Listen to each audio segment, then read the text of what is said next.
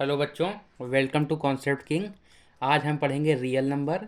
और ये सिलेबस में डिलीट हो चुका है बहुत कुछ, तो डिलीटेड सिलेबस के हिसाब से मैं पढ़ाऊंगा सो डैट जो बच्चे 2026 में बोर्ड एग्ज़ाम देंगे उनके लिए ये वीडियो हेल्पफुल हो। वो यहाँ से अगर मान लो अभी तक कुछ भी आप नहीं पढ़े हैं तो ये सीरीज़ कंप्लीट करिए। आपके मतलब 95 मार्क्स ईजिली आ जाएंगे। अगर आपका बेसिक मैथ है तो 95 टू 98 मार्क्स आ जाएगा। अगर स्टैंडर्ड मैथ है तो भी आपके बहुत अच्छे मार्क्स आ जाएंगे। तो इस सीरीज़ को आप फॉलो कर सकते हैं। आज हम पढ़ेंगे chapter 1 real number. Real number हम सबसे पहले जो हमें चीज़ पता होना चाहिए, प्राइम नंबर क्या होता है। प्राइम नंबर वो नंबर होता है जो कि divisible by one and it self, यानी कि वो वन से डिविजिबल होना चाहिए और इट सेल्फ खुद से डिविजिबल होना चाहिए। जैसे टू, टू क्या है, वन से डिविजिबल है। टू वन से डिविजिबल है और टू टू से डिविजिबल है। क्या इसके अलावा किसी और नंबर से वो डिविजिबल है? नहीं। इसी तरीके से थ्री, थ्री कितने नंबर से डिविजिबल है बच्चों? थ्री सिर्फ दो ही नंबर से डिविजिबल है। एक तो वो वन से डिविजिबल है, इस तरीके से 3/1, और थ्री थ्री से डिविजिबल है। बस इसके अलावा कोई ऐसा नंबर नहीं है। और थर्ड एग्जांपल फाइव, तो फाइव भी क्या है, सिर्फ खुद से डिविजिबल है और फाइव खुद से डिविजिबल है। ETC, यानी और भी नंबर ऐसे हो सकते हैं। और इसी तरीके से कंपोजिट नंबर क्या होते हैं, मैंने लिखा है मोर देन टू फैक्टर, यानी कि जिसके दो से ज़्यादा फैक्टर हों। सर मतलब इसका मतलब हुआ जो दो से ज़्यादा नंबर से डिविजिबल हो। जैसे फोर, फोर किस किस से डिविजिबल है? फोर एक तो वन से डिविजिबल होगा। फोर किससे किससे डिविजिबल होगा बच्चों? फोर एक वन से डिविजिबल होगा, फोर टू से डिविजिबल होगा और फोर फोर से ही डिविजिबल होगा। फोर मतलब फोर से कहने का मतलब फोर फोर से ही डिविजिबल होगा। इस तरीके से नाइन, नाइन वन से डिविजिबल होगा, नाइन थ्री से डिविजिबल होगा और नाइन नाइन से भी डिविजिबल हो जाएगा। डिवाइड मतलब रिमाइंडर जीरो आएगा। इसी तरीके से ट्वेल्व, ट्वेल्व का देखो मैंने प्राइम फैक्टर कर दिया है, टू इंटू थ्री। इस अब देखो इसे देख के ही पता लग रहा है कि ट्वेल्व किसकी से डिविजिबल है? टू से, थ्री से और किससे डिविजिबल होगा? हर नंबर डिविजिबल होता है। किस नंबर से? वन से। वन एक ऐसा नंबर है जिससे हर एक नंबर डिविजिबल होता है। और ट्वेल्व, ट्वेल्व से भी डिविजिबल होगा। तो इसके ट्वेल्व के टोटल फैक्टर कितने आ गए बच्चों? चार। तो मैंने क्या लिखा है, मोर देन टू फैक्टर, जिसके दो से ज़्यादा फैक्टर होते हैं उन्हें हम कंपोजिट नंबर बोलते हैं। ये आपका बस रिवीजन है, इससे एग्जाम में कुछ क्वेश्चन नहीं आएगा। लेकिन ये इसके बाद जो आपका थ्योरम एक आता है, the fundamental theorem of arithmetic, ये इंपॉर्टेंट है और ये आपके सिलेबस में है।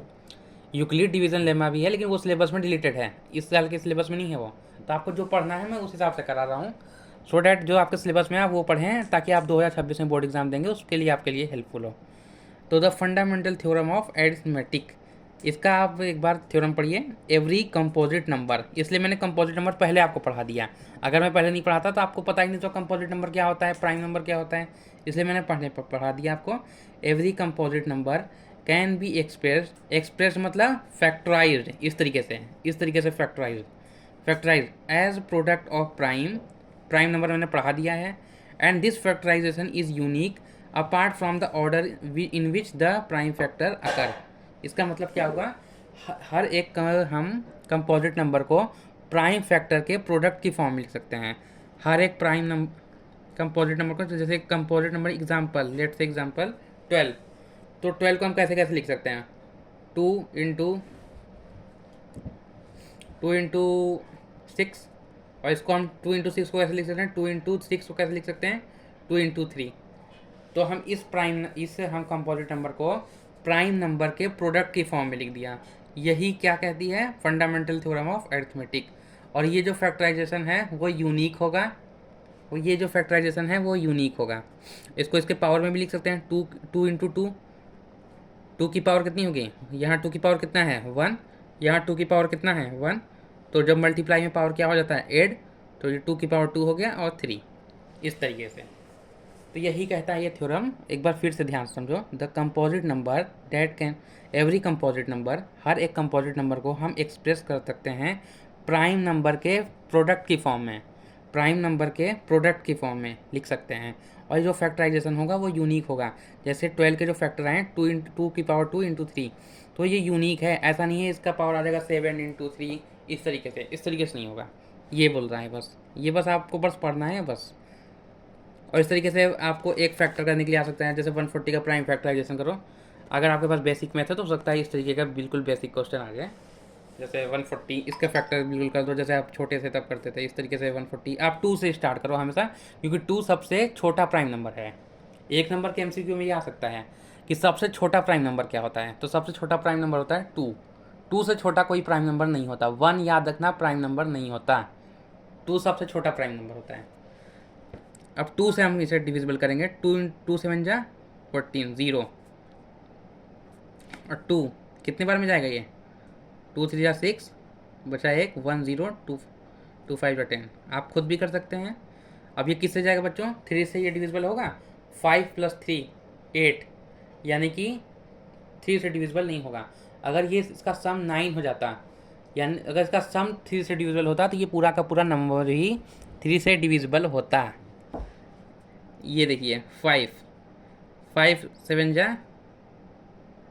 35, इस तरीके से, और ये 7 1 जा 7, इस तरीके से आप लिख दिए। और अब 140 को आप इस तरीके से पूरा लिख के आइएगा, 140 को 2 × 2 × 5 5 × 7, और ये 2 की पावर 1 2 की पावर 1 2 बार आ रहा है, तो ये 2 की पावर 2 हो गया, × 5 × 7, इस तरीके से। अब एक और मैं करके दिखा देता हूँ, बस हालांकि बुक में आपको एग्जाम्पल और ज़्यादा दे रखा है, लेकिन मैं पूरा करके दिखा नहीं रहा हूँ, आप खुद भी कर सकते हैं। एग्जाम्पल के तौर पे एक कर दिया और एक और करके दिखा देता हूँ, इस तरीके से।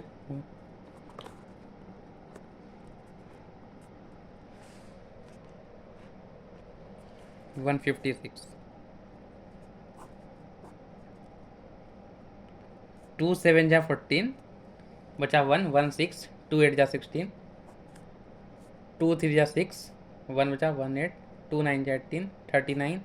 अब ये क्या 3 से जाएगा, 9 + 3 कितना हुआ 12, तो 12 3 से डिविजिबल है, तो ये नंबर भी 3 से डिविजिबल होगा। 3 3 1 जा 3 3 3 जा 9। अब ये कितना आ गया 13 13 1 जा 13, इस तरीके से एक लाइन में खींच देता हूँ। तो ये 156 को हम कैसे लिख सकते हैं, 2 × 2 × 3 × 13, और 2 जो कि 2 बार आ रहा है, तो 2 की पावर कितना हो गया 2 × 3 × 13।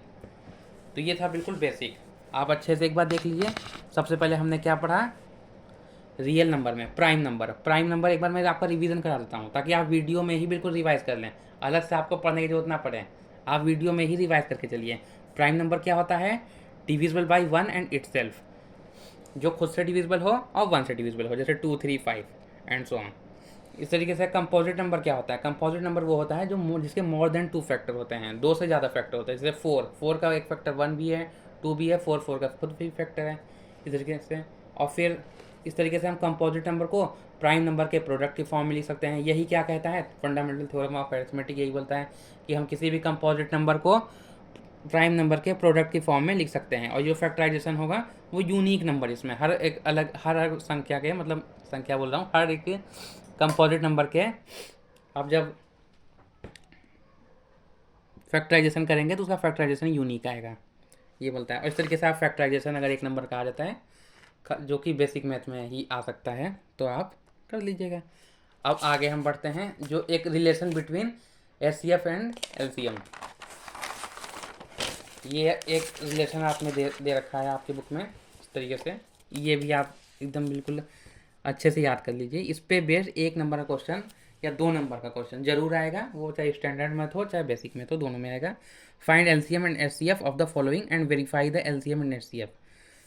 इस तरीके से आपको वेरीफाई करने के लिए आ सकता है, LCM and HCF is equal to product of 2 number, यानी फर्स्ट नंबर, इस तरीके से फर्स्ट नंबर मैं आपको कर दिखा रहा हूँ, first number into second number, दूसरा नंबर, इज इक्वल टू एचसीएफ, इन दोनों फर्स्ट और सेकेंड का एचसीएफ इंटू एलसीएम, इस तरीके से।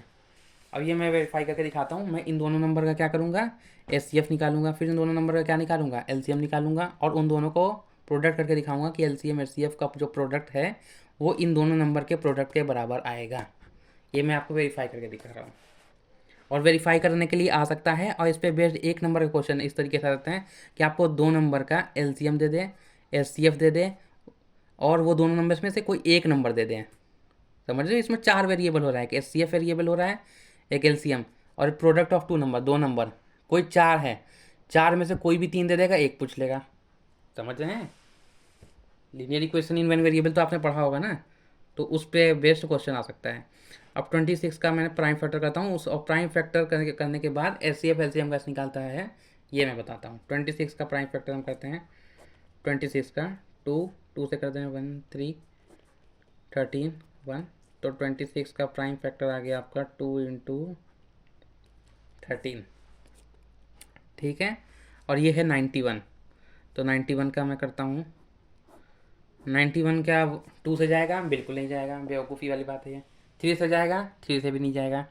5 से जाएगा? 3 से क्यों नहीं जाएगा ये आप समझिए, 9 + 1 10, 10 3 से रिड्यूसिबल नहीं होता, इसलिए नहीं जाएगा। 5 से भी नहीं जाएगा। 7 से एक बार देखते हैं, 7, 7 1 जा 7, और बचा आपका 2 और 1, 7 3 जा 21, और ये 13 13 1 टाइम, तो यानी कि 91 का जो फैक्टर आ गया आपका वो कितना आ गया? 7 × 13, इस तरीके से। अब इसका एस सी एफ निकालता हूँ मैं, S C F of 26 and, अरे आपको दिख नहीं जाता ये, S C F of 26 and 91, क्या आ गया इसका S C F? S C F में हम क्या लिखते हैं देखो, यहाँ 2 × 13, 7 × 13, दोनों में कॉमन क्या है? दोनों में कॉमन क्या है? एस सी एफ में हम कॉमन देखते हैं, कॉमन दोनों में क्या है? क्या दोनों में 2 है? नहीं है। क्या दोनों में 13 है? हाँ। क्या दोनों में 7 है? नहीं। दोनों में कॉमन क्या है? 13, तो एच सी एफ इन दोनों का 13 आ गया। और जब एल सी एम इन दोनों का लिखेंगे 26, 91 का, तो एल सी एम में जो होता है, इसमें हम सब कुछ ले लेते हैं, दोनों में कॉमन हो तो भी सही, नहीं कॉमन है तो भी सही। अगर दोनों में कॉमन है तो जिसकी मैक्सिमम पावर होगी, जिसकी मैक्सिमम पावर होगी उसे लेंगे। तो क्या 2 दोनों में है? नहीं है, तो भी लेंगे। 13 दोनों में है? हाँ 13 दोनों में है। 13 की मैक्सिमम पावर हम लेंगे, कितना है? 1। 13 की मैक्सिमम पावर कितना है? 1 है, तो एक बार 13 ले लिए। 7 दोनों में है? नहीं है, फिर भी लेंगे। अब इसको हम मल्टीप्लाई करके देख लेते हैं कितना होता है ये। 2 × 13 × 7, 182, ये आप कैलकुलेट कर लीजिएगा, ये 182 हो गया। अब हम ये रिलेशन वेरीफाई करके देख लेते हैं। ये देखिए, इसे मैं थोड़ा साइड कर देता हूँ, इस तरीके से इसे थोड़ा साइड कर देता हूँ, और ये रिलेशन वेरीफाई करके आपको दिखा देता हूँ कि ये इसने जो बोला था ना, L C M and H C F, 2 number का L C M H C F उन दोनों के प्रोडक्ट के बराबर होता है। तो वो कैसे होता है ये बताता हूँ। 2 नंबर क्या है? 26 × 91, 2 नंबर का प्रोडक्ट करते हैं, वो देखते हैं वो किसके बराबर आता है। और एच सी एफ कितना आया है इन दोनों का? 13, इंटू एल सी एम कितना आया है? 182। इन दोनों को मल्टीप्लाई करते हैं, क्या देखते हैं ये बराबर आता है। तो 26 × 91, 26 × 91 आपका आ रहा है 2366, और 13 × 182 कितना आ रहा है? 13 × 182, ये भी आपका आ रहा है 2366। आप कैलकुलेटर से करके चेक कर लीजिएगा, अगर एग्जाम में आता है।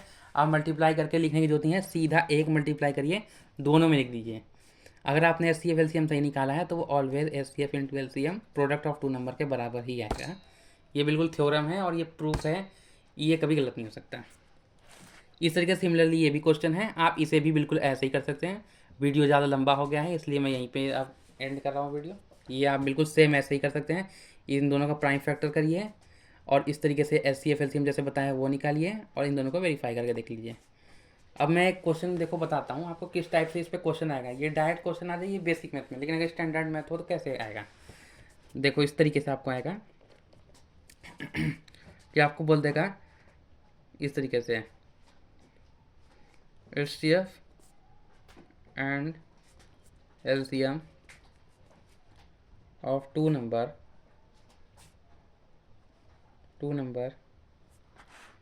मैं यहाँ वेरिएबल के टर्म में ले रहा हूँ क्योंकि नंबर में एग्जैक्ट ले नहीं रहा हूँ।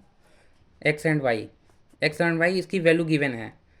L C F and L C M of 2 number X and Y, ये गिवन वैल्यू है। मान लो 13 दे दिया, 14 दे दिया, कुछ भी दे दिया पेपर में दे दिया। And one number is